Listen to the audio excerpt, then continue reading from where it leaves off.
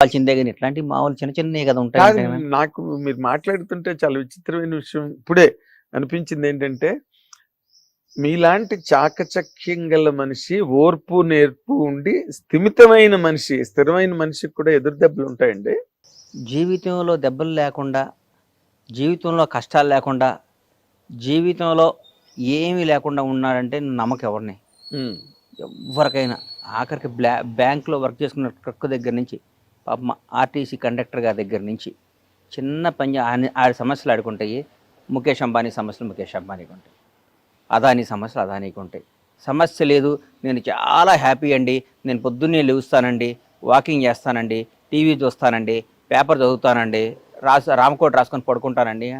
అట్లాంటి వాళ్ళు ఎవరో ఉంటారు కొందరు. వాళ్ళకి జీవితంలో ఏ ఆశ, ఏ గోలు ఏమీ లేదు, వరకే వాళ్ళకి తిండి కూడా వేస్ట్ అని ఫీల్ అవుతాను నేను. అంతేకన్నా ఎందుకు జీవితం పుట్టినాక ఏదో ఒకటి చేయాలి కదా. ఒకవేళ జీవితంలో ఏమీ చేయకపోతే ఎట్లన్నా, నేను కానిస్టేబుల్ కొడుకునిలే, మాకు ఆ స్థాయి ఉండదు, మనకి ఎందుకులే, మనకి ఇండస్ట్రీలో మన ఎవడ పైకి రానిస్తాడులే, మనం ఏదో చిన్న జాబ్ చూసుకుందాం, మనం సీఏనో సిడబ్ల్యూసీని చదువుకుందాం అనుకుంటే ఇవాళ తెలుగు జాతికి ఒక మెగాస్టార్ ఉండేవాడు. మెగాస్టార్ చిరంజీవి ఉండేవాడా చెప్పు? ఉండరు. ఆయన రైట్ రిస్క్ చేశాడు, ఆయన చేయాలనుకున్నాడు, సాధించాడు. క్రీస్తు పూర్వం క్రీస్తు తర్వాత లాగా చిరంజీవి గారి ముందు చిరంజీవి గారి తర్వాత ఇండస్ట్రీకి రాశాడు. ఇది రాబోయే 100 సంవత్సరాల తర్వాత కూడా చిరంజీవి గారి ముందు చిరంజీవి తర్వాత అని చెప్పుకుంటాం. చరిత్ర అది. వాస్తవానికి ఏదైనా మనం గెలిచినాడిది రాజు అనేటానికి గర్వంగా చెప్పాలి. ఓడిపోయినప్పుడు ఈ ప్రయత్నంలో లోపం వచ్చిందిరా బాబు, ఇంకోసారి ట్రై చేయని చెప్పాలి. కానీ నీకు అర్హత లేదయ్యా, నువ్వు ఓడిపోయావంటే ఎట్లా? వాడికి ఏ ఇన్సిడెంట్ వచ్చిందో, ఏ కారణాల వల్ల ఓడిపోయాడు అది. అంటే నేను నా ఉద్దేశం ఏంటంటే, because I have seen you coming in to the film industry, వినోదం సినిమా ఫంక్షన్ లో ఈ రోజుకి నాకు నిన్న జరిగినట్టు ఉంటుంది. ఈ పులులు సింహాలు ఉన్న ఈ అడవిలోకి ఒక లేడి పిల్లలాగా వచ్చాను నేను అని చెప్పి మీరు మాట్లాడడం నాకు బాగా గుర్తు. అవునవును, గ్రీన్ పార్క్ హోటల్లో వేషాలు. కానీ మా ఈ రోజు గారు అచ్చిరెడ్డి గారు, కృష్ణారెడ్డి గారు, వాళ్ళకి ఈ సందర్భంగా వాళ్ళకి ఇంకొకసారి హృదయపూర్వక ధన్యవాదాలు, కృతజ్ఞతలు తెలియజేసుకుంటున్నాను. కృష్ణారెడ్డి గారు, అచ్చిరెడ్డి గారు చాలా మంచి మనుషులు అన్న, బంగారాలు వాళ్ళు. అవును, ఎంత మంచివాళ్ళు అండి వాళ్ళు. చూసావా, వాళ్ళు ఎంతమందికి ఆ రోజు లైఫ్ ఇచ్చారు. ఇలా అయ్యో ఎంతమందికి ఎన్ని సినిమాలు తీశారు, ఎంత మంచివాళ్ళు. ఎంత కృష్ణారెడ్డి గారు తెల్ల పుస్తకం అని కృష్ణారెడ్డి గారు నిజంగా. అదే ఆ రోజు కట్ చేస్తే బండ్లు. కానీ అనా నేను జీవితంలో మీరు అనుకున్నట్టు I'm not a successful man, నాకు తెలుసు. రియల్లీ నేను సక్సెస్ అయ్యానని మీరు అందరూ అనుకుంటారు, నేను కాదు, నాకు తెలుసు. ఇది చాలా విపరీతమైన స్టేట్మెంట్. నేను సక్సెస్ అయ్యానని అనుకుంటే ఎట్లా? నాకు ఇంత చిన్న వయసు కాదు, ఐఎమ్ 51. 51 ఏళ్ళకు కూడా ఇంకా జీవితంలో మనం ఇంకా గమ్యం చేరలా, ఏమవుతామో తెలియట్లే. ఇంకా ముందు 100 సవాళ్ళు ఇన్ని పెట్టుకుంటే సక్సెస్ ఎట్లా? సక్సెస్ఫుల్ మనుషులు వేరు. సక్సెస్ అయ్యారంటే ఈరోజు ఒక అచీవర్స్, ఒక చిరంజీవి గారు కానీ, ఒక చంద్రబాబు నాయుడు గారు కానీ, ఒక రేవంత్ రెడ్డి గారు కానీ, పవన్ కళ్యాణ్ గారు, మా బాస్ పవన్ కళ్యాణ్ గారు కానీ, వీళ్ళందరూ సక్సెస్ఫుల్ మనుషుల జీవితంలో. నేను ఎట్లవుతా? మనం ఇంకా ఒకరిని యాచించే స్థాయిలో ఉన్నప్పుడు సక్సెస్ అవుతుందని నేను అనుకోనన్నా. Still I'm in that position. నాకు అది కావాలని అడిగే స్థాయిలో ఉన్నా కాబట్టి నేను కాదు, నేను ఒకరిని శాసించే స్థాయికి వచ్చిన రోజు నాకు సక్సెస్ అయినట్టు. ఆ శాసించే స్థాయి నాకు వస్తుంది, నేను శాసిస్తాను. ఏ రంగంలో అంటారు? అన్ని నేను అనుకున్న రంగంలో నాకు ఇష్టం. సినిమా ఇండస్ట్రీలో మీరు ఆల్రెడీ ఒక స్లాట్ పవన్ కళ్యాణ్ కదా సినిమా తీస్తే ఏందంటే అది ఎంతమంది కలో కదా సినిమా ఇండస్ట్రీ. అన్న ఒకటి గుర్తుపెట్టుకో, పవన్ కళ్యాణ్ అనే ఆయన బండ్ల గణేష్ అనేవాడికి 1 కోటి మంది ఉంటే ఒకరిని సెలెక్ట్ చేసి నాకు అవకాశం ఇచ్చాడు, అయిపోయింది.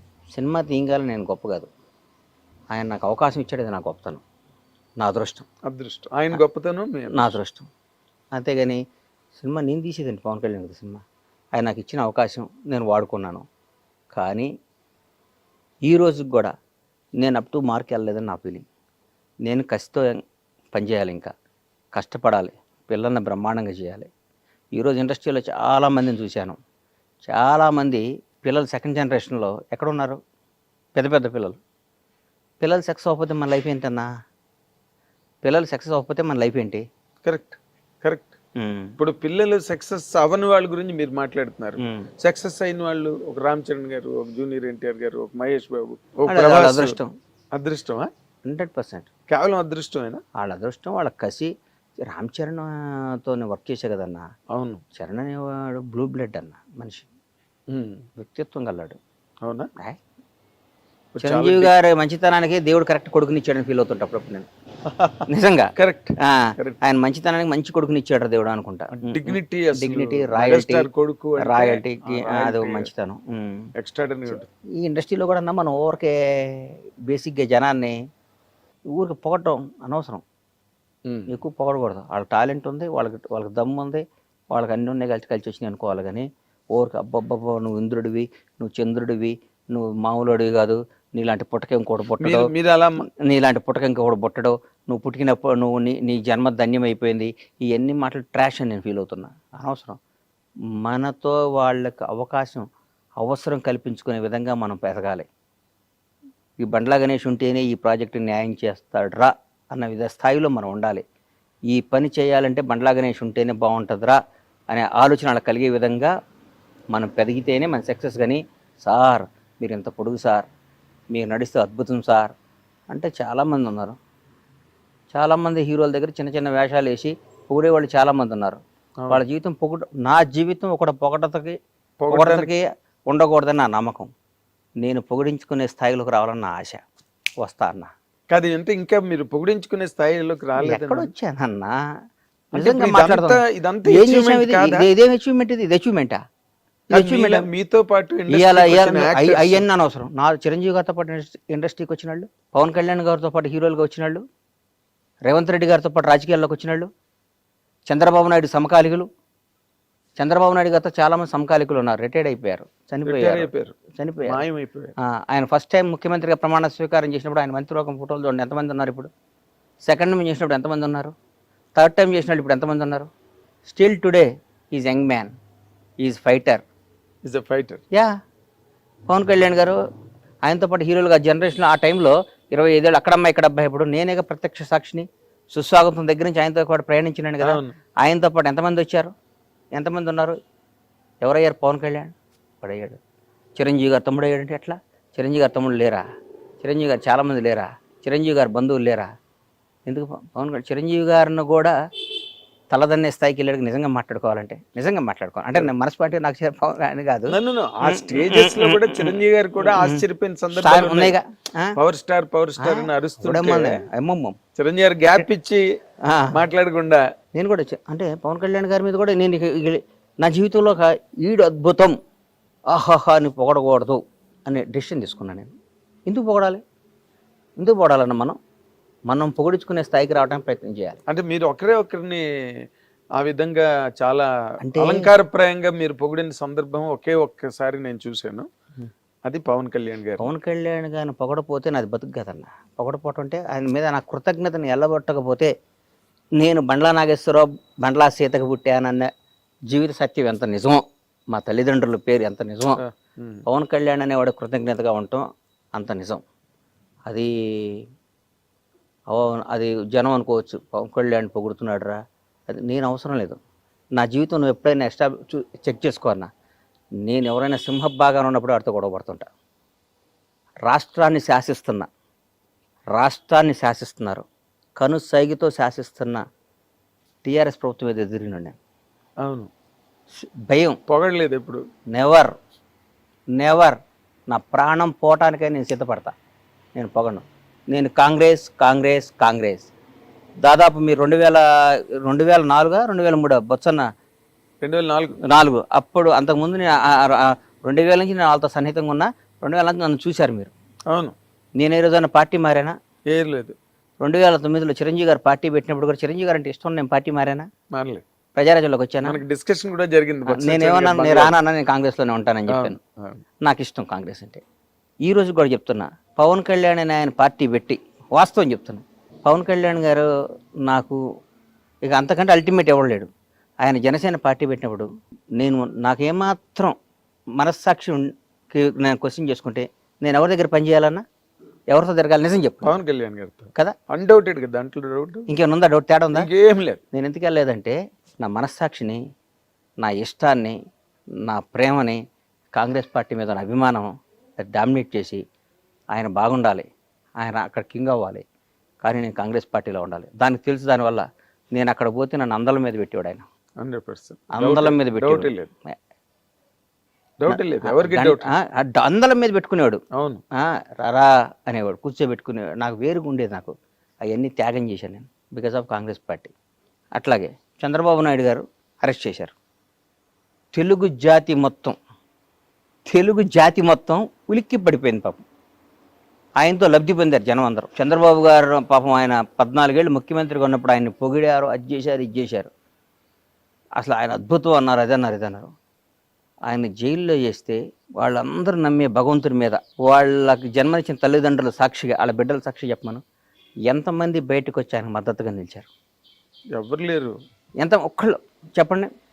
ఏదో మొసలి కన్నీళ్ళు, లేకపోతే దొంగతనంగా, అది కూడా నోరు తెరిచి ధైర్యంగా ఎవరు మాట్లాడారు? పవన్ కళ్యాణ్. తర్వాత నేను కూడా మాట్లాడాను. ఎస్. కేబీఆర్ పార్క్లో బయటకు వచ్చా, నాకు తెలియదు, వాక్ చేసుకుంటూ బయటకు వచ్చా.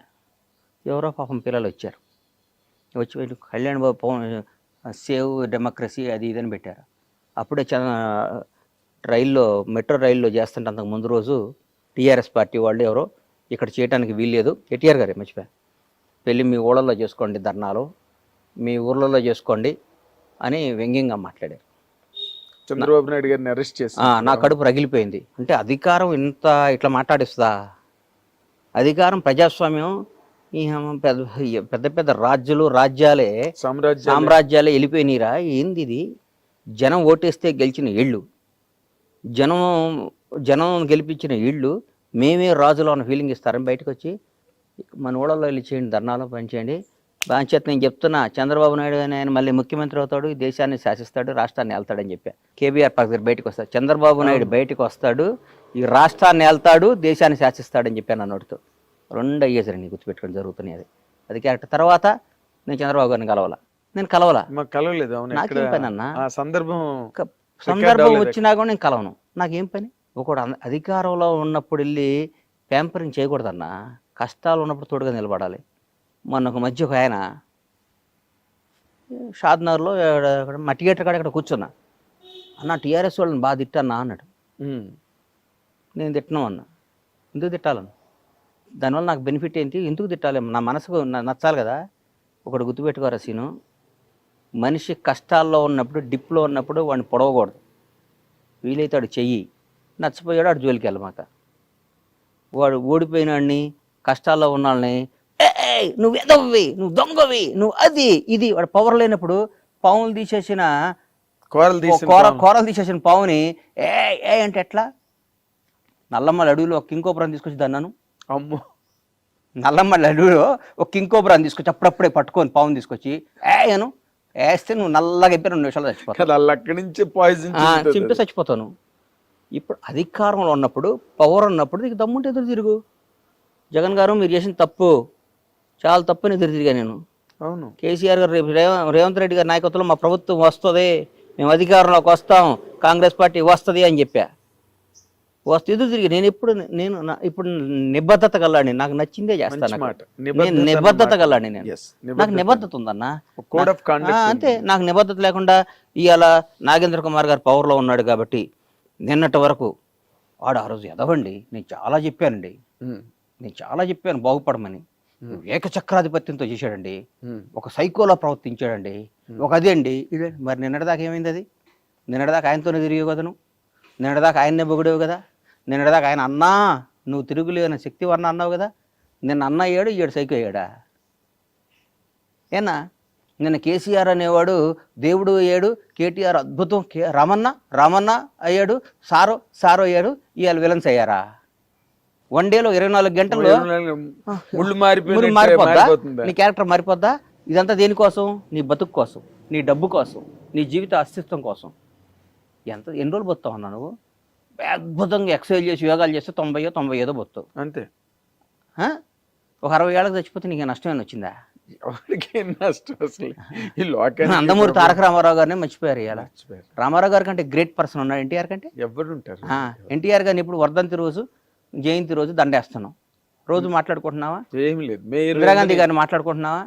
జవహర్లాల్, దేశానికి స్వాతంత్రం తీసుకొచ్చిన జవహర్లాల్ నెహ్రూ, మహాత్మా గాంధీ గారిని మాట్లాడుకుంటున్నావా? అంబేద్కర్ గారి గురించి రోజు మాట్లాడుకుంటున్నావా? ఏమి లేదు. ఏప్రిల్ 14 అంబేద్కర్ గారి జయంతి అంటున్నాం. నేను అవసరం వచ్చినప్పుడు అంబేద్కర్ గారి పేరు వాడుకుంటున్నాం, ఆయన గౌరవించుకుంటున్నాం. జీవితంలో మనం బతికినంత కాలం, మనం ఉన్నంత కాలం మనకు నచ్చినట్టు మనం బతకాలనేది పాలసీ నాది. ఇప్పుడు మీరు చెప్పే పాలసీ పర్ఫెక్ట్, అది ఒక హ్యుమానిటేరియన్ ఆస్పెక్ట్ అండ్ జీవిత సత్యాలు అంటారే, అక్షర సత్యాలు ఆణిముత్యాలు మీరు ఇప్పుడు వరకు టెంప్లెట్స్ అనమాట, అంతే కదన్నయ్య. ప్రతివాడు మా ఫాలో అవ్వాల్సినవి. కానీ ఇప్పుడు మీరు ఫర్ ఎగ్జాంపుల్ మీరు కాంగ్రెస్ పార్టీని బాగా బలపరిచి దానికోసం పవన్ కళ్యాణ్ గారి క్యాంపును కూడా క్యాంపర్ కాదు, పవన్ కళ్యాణ్ గారి మీద ఈ రోజు కూడా కదా ఆయన వదిలే, నేను I'm talking about the policy of the party, political party, ఆ ఏరియా గురించి మాట్లాడుతున్నాను. మీరు అక్కడికి వెళ్ళడానికి మొగ్గు చూపలేదు, ఆ ఇంట్రెస్ట్ చూపించలేదు, ఎందుకంటే బికాస్ బేసికల్ గా మీరు కాంగ్రెస్ పర్సన్. మనసు ఒకటను సంసారం ఒక దగ్గర చేయలేం కదన్నా. ఎక్కడ చేస్తాను చెప్పు? నువ్వు ఎవరినో ఇష్టపడ్డావు, వేరే వాళ్ళతో సంసారం చేయమంటే ఎక్కడ చేసాను చెప్పు? చేయలేం కదా. దానేమో బతకటం కంటే సావటం ఇష్టపడాలి. అట్లాంటి బతుకు కంటే ఇప్పుడు కొందరు మాట్లాడతారు, నేడుదాకా కేసీఆర్ కేటీఆర్ అని ఇవాళ రేవంత్ అన్న దగ్గరికి వచ్చి అన్నా అన్న అంటే వాళ్ళని చూసి అనుకుంటా నేను, అమ్మా వీళ్ళు ఇంత చీప్ నా కొడుకులా, ఇళ్ళు ఇంత ఎదవలా, ఇళ్ళు ఇంత అవసరం కోసం ఇంతనా రేపొద్దున ఏదో ఒక రోజు పవర్ పోయిద్ది. 10 ఏళ్లకో 11 ఏళ్లకో ఏదో రోజు దిగిపోవడం ఖాయమే కదా. జ్యోతి బస్సే దిగిపోయాడు. ఎవడో ప్రపంచంలో వెస్ట్ బెంగాల్ జ్యోతి బస్ అట్లా ఆ రోజు ఇలా ఒరిజినాలిటీ బయటకు వస్తుంది. మేము చెప్పామండి, ఆ రోజు విన్నాడా అండి అంటారు నా కొడుకులు. మేము మాత్రం ఎప్పుడు కాంగ్రెస్ పార్టీని రేవంత్ రెడ్డి గారిని ఇష్టపడుతున్నాను. నేను ఒక్క మాట అడుగుతాను, 100 అడుగన్నా. ఇప్పుడు మీరు మాట్లాడేటప్పుడు అసలు మిమ్మల్ని ఎవరు కాంట్రడిక్ట్ చేయలేని రేంజ్ లో మాట్లాడతారు, దానికి సహేతుకమైన విశ్లేషణ కూడా ఇస్తారు. మీరు పర్సనల్ గా బిట్వీన్ ది 4 walls ఉన్నప్పుడు కూడా మీరు వాళ్ళతో అలాగే ఉంటారండి? అంతకంటే ఎక్కువ ఉంటా, అంతే, ఇంతకంటే ఎక్కువ ఉంటా. By God. అవునా? నేను ఈ మధ్య బాగోదు, నాకు ఇష్టమైన ఒక మంత్రి దగ్గర కూర్చొని అంటే, మీరు ఇట్లా చేస్తే మళ్ళీ ఇంకోసారి మనం అధికారంలోకి రామన్నా, మనం అధికారంలోకి రాం, మీరు అట్లా చేయమాకండి. ఇది కాంగ్రెస్ పార్టీలో కొన్ని కోట్ల మంది కార్యకర్తల ఆశ కాంగ్రెస్ పార్టీ అధికారంలోకి రావాలని. కసి 10 ఏళ్ళు ఇబ్బంది పడ్డారు, అందరూ వచ్చారు. మీరు ఇవాళ వేరే పార్టీ వేరే వాళ్ళకి పనిచేశారనుకోండి, రేపొద్దున మనకు వాళ్ళు ఓటేయరు. వాళ్ళు ఓటైపోతే మన కార్యకర్తే మన దేవుడు. ఈ లక్షల మంది కార్యకర్తలు అందరూ కలిసి ఆర్తనాదం హరిచి గోల చేసి ఓటేస్తే మీకు ఈ పవర్ వచ్చింది, ఈ పదవి వచ్చింది, ఈ కారు వచ్చింది, ఈ స్టేటస్ వచ్చింది, ఈ విలువ వచ్చింది. ఎందువల్ల వచ్చింది? కార్యకర్త వల్ల వచ్చింది. వాళ్ళని దూరం చేసుకున్నావా, మీరు కార్యకర్త అయిపోతారు. మీరు నాయకుడిగా కంటిన్యూ అవుదాం అనుకుంటే మీరు అందరితో అద్భుతంగా ఉండండి, మళ్ళీ కార్యకర్తగా అవుదాం అనుకుంటే మీ ఇష్టం వచ్చిన ప్రవర్తించండి అని చెప్పాను. బై గాడ్ డైరెక్ట్గా చెప్తే నేనేం తప్పు చేశాను గణేష్ అని అన్నాడు పాపం ఆయన. కాదన్న, ఎవరిని బాధ పెట్టబాకండి, మీరు బాధ పెట్టకూడదు. బాధ పెట్టే పరిస్థితి వస్తే కలవబాకండి అన్న. ఇక్కడ లక్షల మందిని సాటిస్ఫై చేయడం అనేది కష్టం అన్న. అది కష్టం, ఇది కష్టం. ప్రతి ఒక్కడు ఉంటాడు, ఒక చిన్న ఫోన్ ఉంటుంది, 100 మంది అడుగుతాడు. ఈ ఫోన్ ఉంది, 100 మంది అడుగుతారు, ఎవరికో ఒకటికి ఇవ్వాలి. 99 మంది బాధపడతారు. 99 మంది ఈ 100 వాడికి ఎందుకు ఇస్తున్నామని చెప్పి ఇవ్వాలి మనం. ఈ ఫోన్ను ఈయన బాగా వాడతాడు, ఈ ఫోన్ కోసం ఈయన 10 ఏళ్ళు ఇంత చేశాడు, ఆమె ఏం చేయలేదంటారు. మీకు ఇంకో అవకాశం వచ్చింది, దాన్ని ఇస్తా, మనందరం కలిసి ప్రయాణిద్దాం అని అందరినీ ఇంప్రెస్ చేసి వాళ్ళ సమేతంగా ఈ 100వ ఫోన్ అడిగిస్తే వాళ్ళు ఉత్సాహంగా ఉంటారు. ఈ ఫోన్ని ఈ 100 మంది కాకుండా 101 వాడు పక్కాడికి వచ్చి ఇస్తే, నిన్నటిదాకా వేరే వాడి దగ్గర లబ్ధి పొందినాడికి ఈ ఫోన్ ఇస్తే ఈ 100 మంది ఒకటయ్యి నేను రేపు ముడ్డి మీద అంటారు, రేపు తొక్కేయటం కదా ఇది. మరి అంతే కదా, ఈ 100 మందిలో ఒకటికి వాళ్ళు వెనకాతలుండి కష్టపడి బాధలు పడి పెట్టారు కదన్న, ప్రాణం పెట్టారు. ఎంత అండి. కానీ కాదు, ఇప్పుడు మంత్రితో చెప్పారు, ముఖ్యమంత్రితో కూడా ఇలాగే మాట్లాడతారండి. ఏంటంటే అన్న ఇదన్నా అంటే సార్, ఇవాళ భారతదేశంలో 29 రాష్ట్రాల 29గా 29 రాష్ట్రాల్లో one of the best CM Revanth Reddy. ఎట్లా చెప్తున్నారు? ఎందుకు చెప్తున్నానన్నా, ఈ రేవంత్ అన్నకి ఈ రోజు కూడా మిడిల్ క్లాస్ మెంటాలిటీ. నేను ముఖ్యమంత్రిని, అహంభావం లేదు. ఆయన నిజం చెప్పండి అన్న, గత ముఖ్యమంత్రులు కలవాలంటే ఎన్ని రోజులు పట్టేదన్న ఎవరన్నా? అసలు 10 ఏళ్ళు ఎవరు మంత్రులే కలవలేదు కదా. ఆ, అని కథలుగా చెప్పేవారు. రేవంత్ అన్న కేక్ వాకి ఇవ్వాలి కూడా, ఎవరినైనా పేరు పెట్టి పలకరిస్తాడు.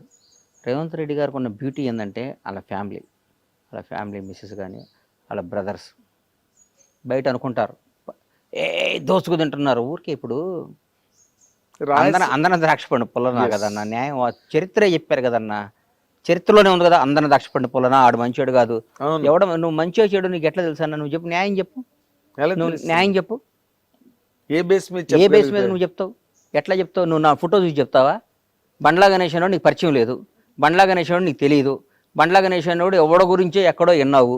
నాకు బండ్లా గణేష్ మీద మంచి అభిప్రాయం లేదండి. వాడికో, వాడి తాతకో, వాడి జేజమ్మకో, వాడి అమ్మకో, వాడి అక్కకో, వాడి భార్య పిల్లకో ఒక 10 పైసలు అన్యాయం చేసినట్టు కానీ, 10 పైసలు వాడికి నష్టం చేసినట్టు కానీ, ఒక చిన్న వాడి దగ్గర ఒక మంచినీళ్ళు తాగినట్టు కానీ నిరూపించు, వాడితో మాట్లాడినట్టు కానీ. నేను చెప్తున్నా ఉదాహరణ, మన ఊరికి తెలియకుండా పేపర్లో చూసి అభిప్రాయం చెప్పడం ఈజీ అన్న. పెట్టుబడి ఉంది. ఆయన నాగేంద్ర కుమారు ఆడు పెద్ద ఎదవండి అంటారు. నీ గురించి నాకు తెలుసు. What are you? I know last 30 years. మాట్లాడటం ఏముందన్న? పెట్టుబడి దానికి డబ్బు పెట్టి కొనాలి కార్డు. నువ్వు పెద్ద బూత్ తిట్టాలంటే 1000 రూపాయలు పెట్టి కొనాలి. ఇంకా భయంకరమైన బూత్ తిట్టాలంటే 1,00,000 రూపాయలు పెట్టి టోకెన్ కొనాలి అని రూల్ పెట్టమను. ఎప్పుడు ఎవరిని తిట్టడు, ఒక టోకెన్ పెట్టమనన్నా. నీకు అర్థం కాలేదా? వాడికి అతి భయంకరమైన తల్లిదండ్రులు తిట్టాలంటే 1,00,000 రూపాయలు పెట్టి టోకెన్ కొనాలి, రీఛార్జ్ చేయాలి. ఫోన్ చేస్తే ఆ బూత్ వల్ల ఛార్జ్ దిగిపోద్ది, కరెంట్ మీటర్కి ఛార్జ్ చేసినట్టు చెగిపోద్ది. మనం తిట్టే బూతుల వల్ల మన బ్యాంక్ బ్యాలెన్స్ తగ్గిదని రూల్ పెట్టమని, కట్ అయిపోద్దని బట్టి. ఎవడన్నా తిడతాడా సార్? ఎవడన్నా పొగిడితేనే బ్యాంక్ బ్యాలెన్స్ పెరుగుతుంది, ఎవడన్నా తిట్టినా బ్యాంక్ బ్యాలెన్స్ తగ్గిపోద్ది అంటే ప్రతి ఒక్కడు. నాగేంద్ర కుమార్ గారు సాక్షాత్తు శ్రీరామచంద్రుడు వంశంలో పుట్టారండి. ఆయన నడక రాముడి కన్నా సీతాదేవిని డౌట్లో పడి మళ్ళా అరణ్యవాసం పంపించాడు సీతాదేవిని శంకించి. నాగేంద్ర కుమార్ అంతకంటే గొప్పవాడండి అంటారు. బ్యాంక్ బ్యాలెన్స్ పెరగటం కోసం ప్రపంచాన్ని శాసిస్తుంది డబ్బు అన్న. నాగేంద్ర గుర్తుపెట్టుకో, ఇవన్నీ ఊరికే టైం పాస్. నా కొడుకులు అందరూ పెట్టుబడి లేదు కాబట్టి. ఇందాక మాట మాత్రం సూపర్. నువ్వు చిన్న బూత్ తిట్టాలంటే 10,000, పెద్ద బూత్ తిట్టాలంటే 1,00,000 రూపాయలు, అందరినీ కలిపి తిట్టాలంటే 10 లక్షలు ఛార్జ్ అని పెడితే అసలు ఈ బూతులే మర్చిపోతారు. బూతులు మర్చిపోవడం కాదు అసలు, అంతా మనది ఒక అద్భుతమైన దేశం. స్వామి బాగున్నారా, మీరు ఎంత మంచివాళ్ళు అండి అని వెళ్ళి పక్కన చెక్ చేసుకుంటాడు, నేను బ్యాలెన్స్ పెరిగిందా అని. అటు ఇన్నర్ వాయిస్ బయటకి ఎందుకు వస్తాడు? నా కొడుకులు వీళ్ళకి ఏందన్న జీవితం ఏం తెలుసు అన్న. ఒకరిని విమర్శించడం ఈజీ, చాలా ఈజీ. వాడు ఏందండి, వాడు అచీవర్ అండి. కాదండి, ఇప్పుడు మీరు కాబట్టి అడగడం. ఇప్పుడు చాలా ఈ లౌక్యాలు ఇవన్నీ చాలా అందరిలోని ఉన్నాయి. అందరిలో ఉన్నాయి కాదు, ప్రతి ఒక్కళ్ళు ఉందే ఫస్ట్ లౌక్యం. నా మాటను ఆ లౌక్యం లేనాడే బండ్ల గణేష్. అదే అంటున్నా నేను అన్న గుర్తుపెట్టుకోనయ్యా, నా మనసుకి ఏది నచ్చితే అది మాట్లాడతా. అవును, నా మనసుకి ఏది ఇష్టమైతే అది మాట్లాడతా. అవును, అవసరం అయితే ఈడు నా అనుకున్నాడు కూడా ఎదురు తిరుగుతా. గుర్తుపెట్టుకో, భవిష్యత్తులో అవి కూడా చూస్తాను. ఈడు నా ప్రాణం అనుకున్నాడు కూడా గొడ్డలిప్పేస్తా నాకు నచ్చకపోతే. నా ప్రాణం అనుకున్నాడు కూడా గొడ్డలిప్పేస్తా నాకు నచ్చకపోతే. నా క్యారెక్టర్ అది. అంతేగాని మనసులో ఒకటి పెట్టుకొని కడుపులో ఒకటి పెట్టుకొని నా ప్రాణం పోయినా చేయను. నేను ఎట్లయినా బతుకుతా, ఏ స్థాయిలో బతుకున్నది ఎట్లయినా బతుకుతా. నాకు ఆ నమ్మకం ఉంది. ఎవరిని యాచించకుండా నేను బతికినంతకాలం బతికే శక్తి భగవంతుడు నాకు ఇచ్చాడు. ఆత్మను చంపుకోను, మనసును చంపుకోను, మెహర్బానీ కోసమో, ఒకరిని పొగడటం కోసమో, ఒకరిని అన్నా నువ్వు సూపర్ అంటం కోసం నేను బతకను. నా కోసం, నా కుటుంబం కోసం, నాకు నచ్చిన విధంగా. లౌకిక ప్రపంచంలో ఈ వ్యవహారాలు మీరు ఎలా నడుపుతారండి? వ్యాపారాలు చేస్తున్నారు, సినిమాలు తీయబోతున్నారు, ఎలా కాదు అంటే డైరెక్ట్ గా వెళ్ళి ఇష్టం చేసి మాట్లాడేస్తే. నువ్వు తప్పు చేస్తే కూడా నేను పొగడమంటావా ఏంది? నువ్వు తప్పు చేసావన్నా, నువ్వు నచ్చలేదు, నేను నిన్ను విపరీతంగా ప్రేమించానన్నా, 4-5 సార్లు ప్రేమిస్తా అన్నావు అనుకో, 5వ సారి తీసి నోట్లో పెడతా. నీకు అర్థం కదా? నేను నా ఇచ్చిన ప్రేమ నువ్వు తీసుకోకపోతే నేను తీసుకోకపోతే వదిలే. నీ దగ్గర రాను, నీ దగ్గర నేను రానన్నా, రావడానికి ఇష్టపడను. కానీ నువ్వు నన్ను గెలకాలని ప్రయత్నించో, నన్ను ఎక్కడన్నా మాట్లాడేవు అనుకో, అవును. నేను బతకనిస్తానా అన్న, నువ్వు ఎవడవైనా కానీ నువ్వా? నిన్ను బతకనిస్తానా? అసలు ప్రశ్న లేదు.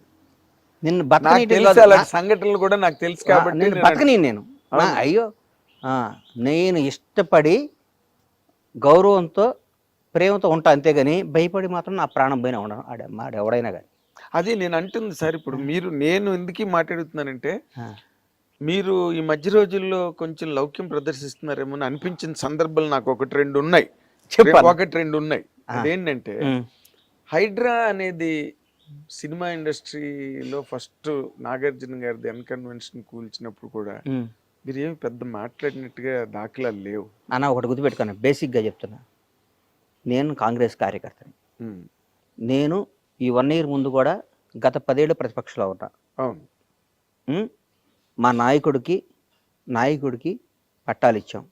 ఆయన ముఖ్యమంత్రి, ఒక ముఖ్యమంత్రి పదవి ఊరకే రాలా.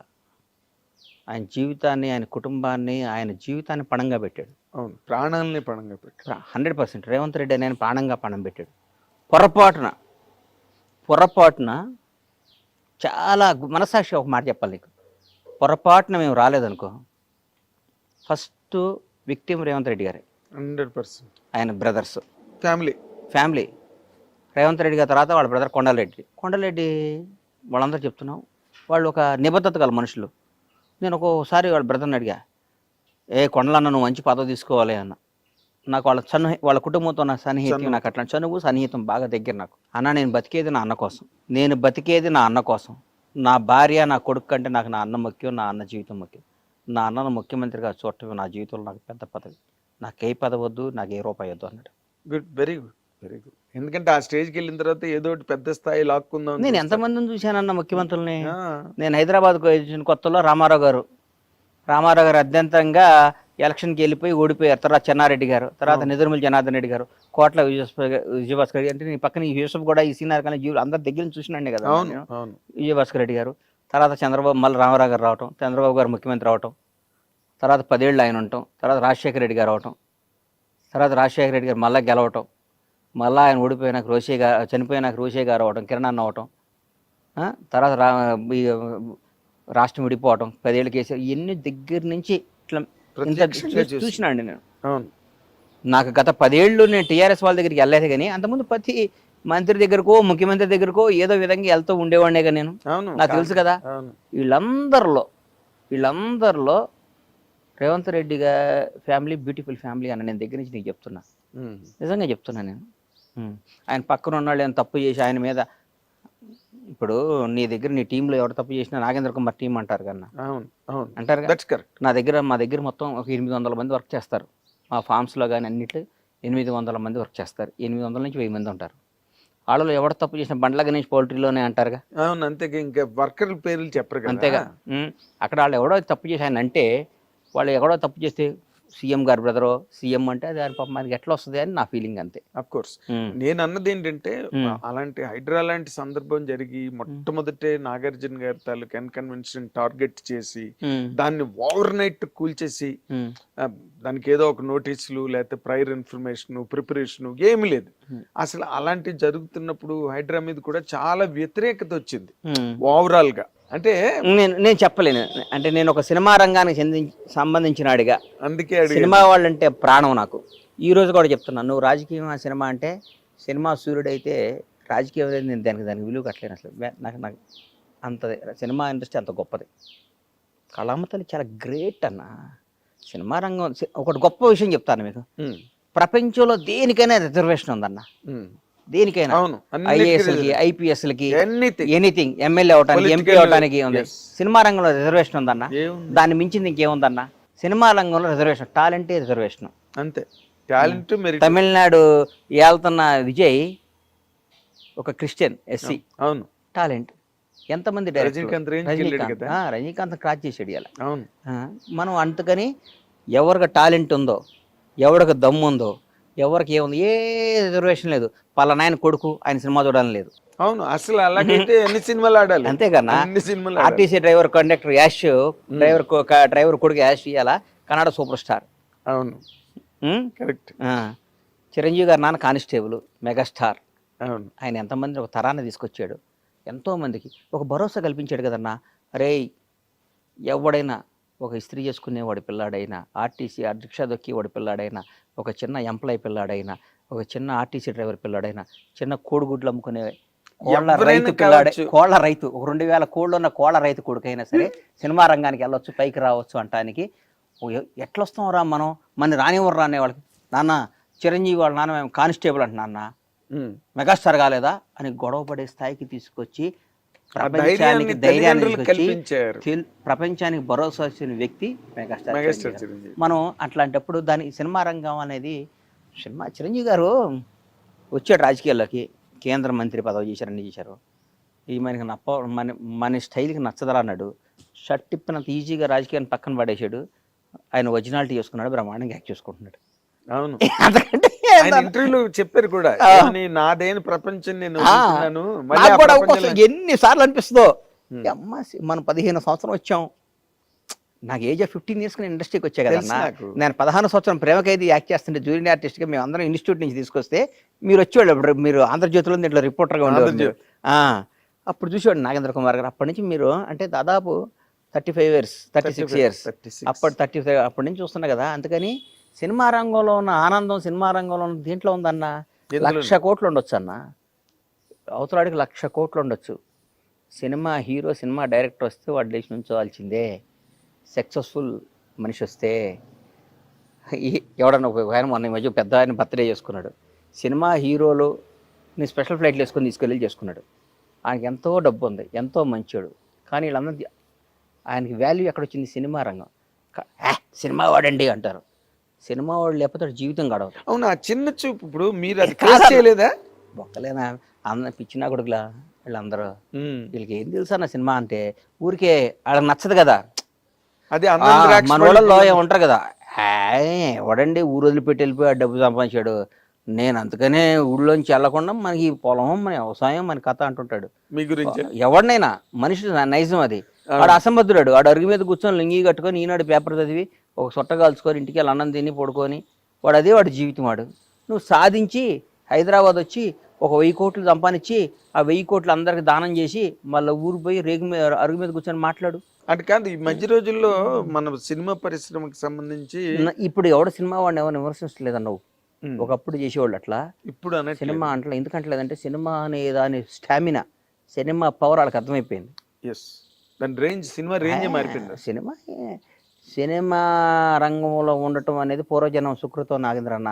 అది అవును, దానిలో డౌట్ లేదు. ఆల్మోస్ట్ 40 ఏళ్ళుగా ప్రయాణం చేస్తున్నారు. పూర్వజనం సుకృతం అది.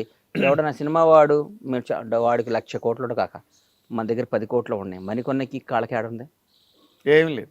వాటితో పైరువీలు చేయాలి, బతిపాలు కావాలి, ఆడిని ప్యాంపరింగ్ చేయాలి, ఈయన ప్యాంపరింగ్ చేయాలి, సారథి చెప్పాలి, ఆడికి పార్టీలు ఇవ్వాలి, వీటికి ఇది చేయాలి, మాకు ఈ పని చేయాలండి, మాకు ఇది చేయమండి, మీకు ఇది ఇస్తామని 100 రకాలు మాట్లాడాలి.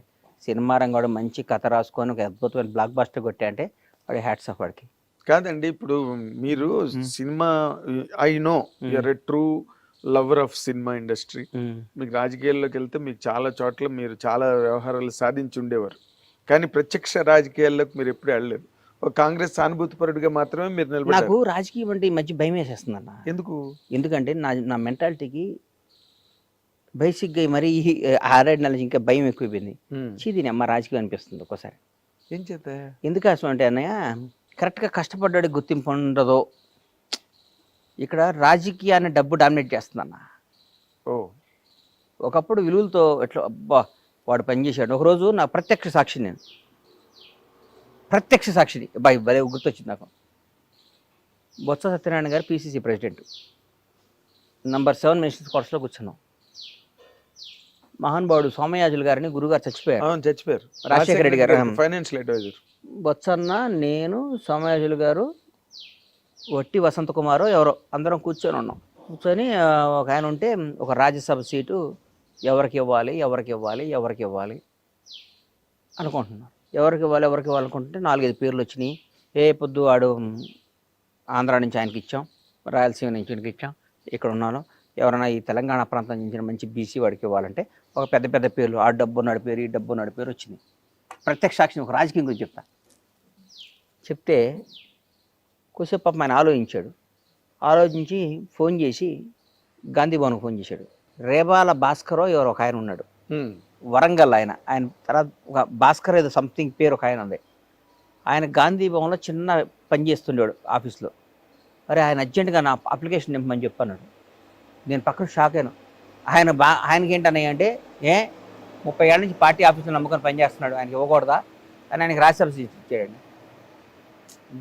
ఆయనకి రాజ్యసభ ఇచ్చాడు. ఆయన వరంగల్ ప్రాంతం, ఆయన పేరు మర్చిపోయి భాస్కరో ఏదో ఉందా ఆయన చెక్ చేసుకొని అది రాజకీయం.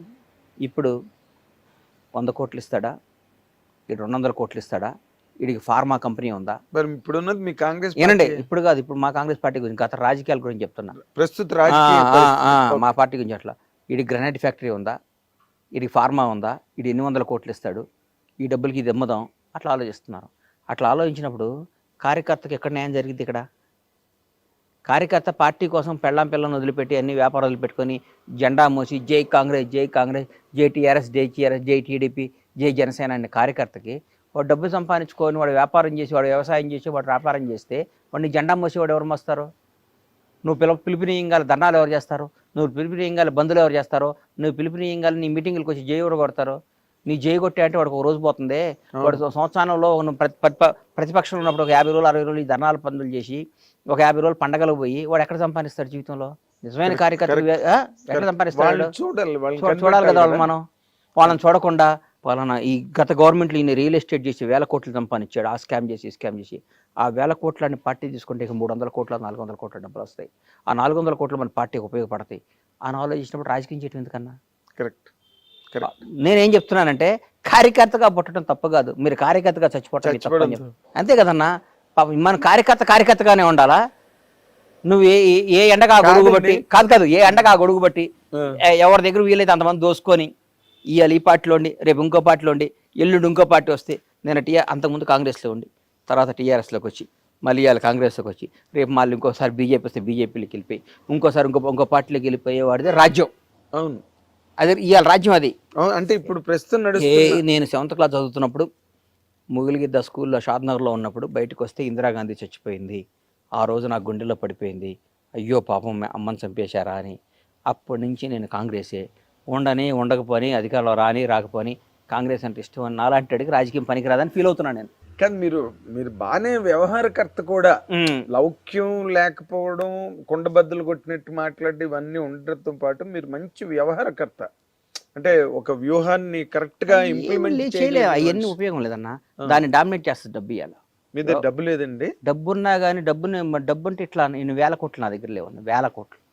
ఇప్పుడు రాజకీయం సీటు కొనాలంటే 200 కోట్లు కావాలి. రాజకీయం డబ్బుతో అయిపోయిందండి, ముడిపోయిపోయింది. ఇలా పెరిగిపోయింది రాజకీయం. ఇంతకుముందు రాజకీయాలు కాదు, అది చంద్రబాబు నాయుడు గారు, రాజశేఖర రెడ్డి గారు రాజకీయాలు కాదు. అదే మీరు ఇందాక చెప్పినట్టు కాంగ్రెస్ పార్టీ ఆఫీసులో 30 ఏళ్ళుగా పనిచేస్తున్న అతనికి తీసుకెళ్లి రాజ్యసభ ఇచ్చారు. ఆ రాజకీయం లేదు ఇప్పుడు. ఆ రాజకీయం ఎక్కడ ఉంది ఇప్పుడు? నిజం చెప్పండి. ఇప్పుడు లేదు. ఏ పార్టీలో ఉంది? ఏ పార్టీలో లేదు, ఏ రాష్ట్రంలోనూ కూడా లేదు. అంటే వాళ్ళని మనం తప్పుగా అనకూడదు. పార్టీని నడపాలంటే అది అవసరం. ఎగ్జాక్ట్లీ. అంటే ఎలక్షన్ అన్నది నేను కార్యకర్తలందరికీ చేతులు ఎత్తి మీ ద్వారా మళ్ళీ ఇంటర్వ్యూలు పద్దాలు ఇవ్వడం ఇష్టం లేదు చెప్తున్నా. కార్యకర్త వాడిచ్చే 500 కోసం, 1000 కోసం, దానికోసం కాదు, పార్టీ కోసం పనిచేసిన కార్యకర్తలందరూ నాయకులు అవ్వాలి. నాయకులందరికీ పదవరాలను కోరుకునే బలమైన కార్యకర్త నేను. చాలా గ్రేట్, చాలా గ్రేట్. అంతే కదన్నా. పాపం ఇలాంటి ఆలోచనలు ఎవరికి ఉంటాయి? జెండా పాపం ఇలా విలేజెస్ ఉన్నారన్న, చాలా మంది చూస్తా. మా బూర్గుల షాద్నగర్ మా ఊరు చూస్తే టీఆర్ఎస్ వాళ్ళు కాంగ్రెస్ వాళ్ళు మాట్లాడుకోరు. ఇవాళ కూడా వాళ్ళిద్దరికి ఏ శత్రుత్వం ఉండదు, ఆస్తి తగాదు ఉండదు, కమ్యూనిటీ తగాదు ఉండదు, ఏ ప్రాబ్లం ఉండదు. ఆ టీఆర్ఎస్ వాడరా అన్నట్టు చూస్తాడు, ఏంటో వీడు కాంగ్రెస్ వాడని చూస్తాడు. ఇక్కడ పగల బాగానే ఉంటారు, నైట్ ఇద్దరు కలిసి మాట్లాడుకుంటారు. అన్న నువ్వు ఈ వ్యాపారం చేయి, నేను ఈ వ్యాపారం చేస్తుంటాను. అది ఎంత ద్రోహం అండి అది. చాలా చాలా. అది ఆ పని చేసే నాయకులు ఏం చేయాలండి మనం? అంటే రైవల్ పార్టీస్ మధ్యలోనే ఇలాంటి సందులు ఉన్నాయి. Rival parties అనుకున్నవే.